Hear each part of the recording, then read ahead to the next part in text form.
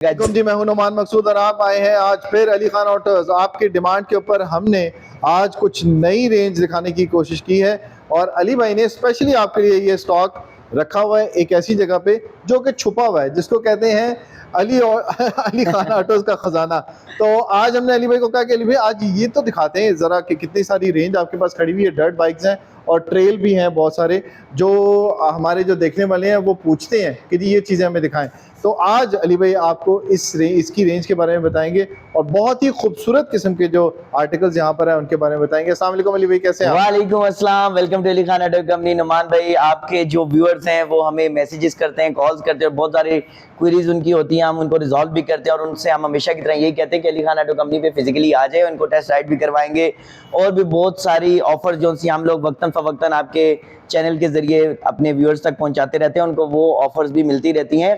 Anyhow, आज हम लोग आपके व्यूअर्स के लिए लेके आए हैं अली खान ऑटो कंपनी पे ऐसे बाइक्स की रिव्यू जो कि आज से पहले आपने शायद ना देखी हो।